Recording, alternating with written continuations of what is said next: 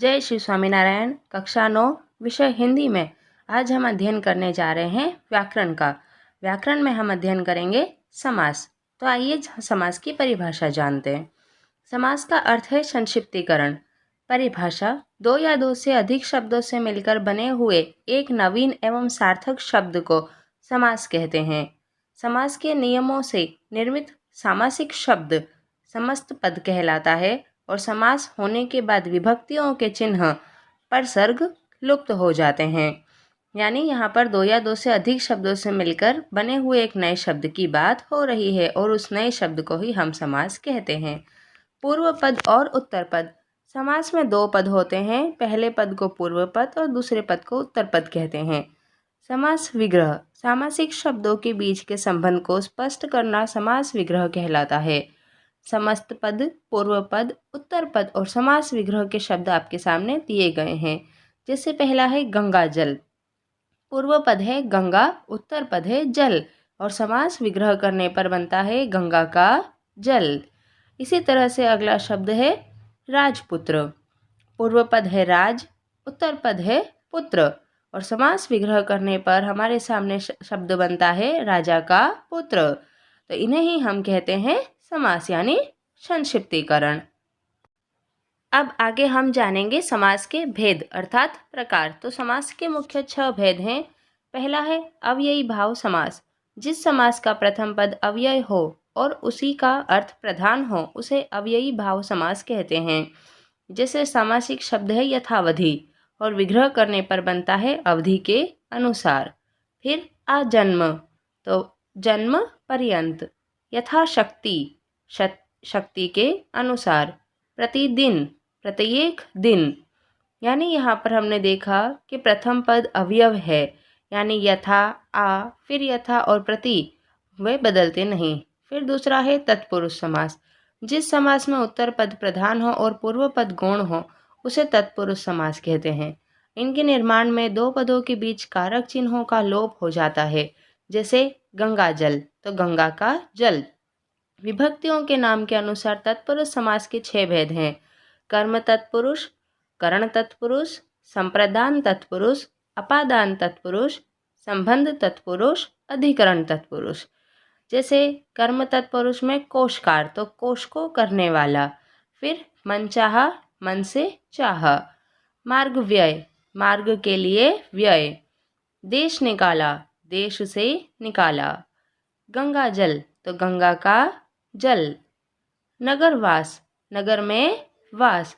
यानी विग्रह करने पर हमने कोशकार, मनचाहा, मार्ग व्यय, देश निकाला, गंगा जल और नगरवास का शब्द जाना कि विग्रह करने पर को, से, के लिए, का, में जैसे नए शब्द हमारे सामने आए और यहाँ पर ये तत्पुरुष समास में बनते हैं, जिसमें उत्तर पद प्रधान होता है और पूर्व पद गौण हो जाता है। यहाँ पर हमने तत्पुरुष समास के भी 6 भेद देखे हैं। अब हम आगे बढ़ते हैं। कर्मधारय समास। जो समास विशेषण, विशेष्य और उपमेय उपमान से मिलकर बनते हैं उन्हें कर्मधारय समास कहते हैं। जैसे चरण कमल, कमल के समान चरण। कमल नयन, कमल के समान नयन। नील गगन, नीला है जो गगन। यानी हमने क्या यह देखा कि विशेषण और विशेष्य, उपमेय और उपमान, यानी चरण कमल, तो कमलों के समान यहाँ पे चरण को बताया गया है। यानी कैसे चरण, तो कमल के समान, तो उसकी विशेषता दिखाई गई है। ऐसे ही कमल नयन, तो कमल के समान नयन, यानी उसमें भी हमारे नयनों को कमल के समान बताया गया है। और नीला है जो गगन, यानी गगन के लिए कहा गया है जो गगन नीला है। यानी दिए गए शब्दों में यहाँ पे चरण, कमल और गगन के लिए विशेषण प्रयुक्त हैं। आगे है चौथा प्रकार बहुव्रीहि समास। अन्य पद प्रधान समास को बहुव्रीहि समास कहते हैं। इसमें दोनों पद किसी अन्य अर्थ को व्यक्त करते हैं और वे किसी अन्य संज्ञा के विशेषण की भांति कार्य करते हैं। यानी क्या कि दिए गए पद हैं वे अन्य अर्थ बता रहे हैं और एक अन्य संज्ञा हमारे सामने आती है जिसकी विशेषण आते हैं। जैसे सामासिक शब्द दशानन, तो विग्रह करने पर बनता है दश हैं आनंद जिसके, तो जिसके 10 सिर है वह कौन, रावण। फिर पंचानन, 5 हैं मुख जिनके, तो शंकर जी। गिरिधर, गिरि को धारण करने वाला, कौन? श्री कृष्ण। यानी दिए गए सामासिक पदों को विग्रह किया तो एक नई ही संज्ञा हमारे सामने, एक नया ही अर्थ प्रयुक्त होता है और उस नए अर्थ की भी विशेषता हमारे सामने प्रयुक्त होती है, उसकी विशेषण हमारे सामने आता है। यानी 10 सिर वाला तो रावण, वो हम जानते हैं, पर उसकी विशेषता के 10 सिर वाला, इसे यहाँ पर बहुव्रीहि समास कहते हैं।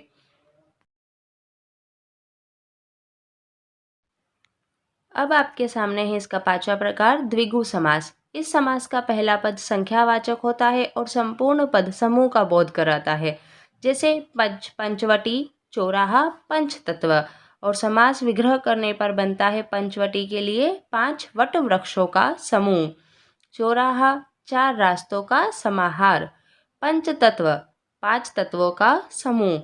यानी समूह दिया गया है पर आगे के जो पद हैं वह संख्या दर्शाते हैं। फिर है द्वंद्व समास। इस समास में 2 पद होते हैं तथा दोनों पदों की प्रधानता होती है। इनका विग्रह करने के लिए और, एवं, तथा, या अथवा शब्दों का प्रयोग किया जाता है। जैसे सामासिक शब्द है हानि, लाभ, तो विग्रह करने पर बनता है हानि या लाभ। नर, नारी, विग्रह करने पर बनता है नर और नारी।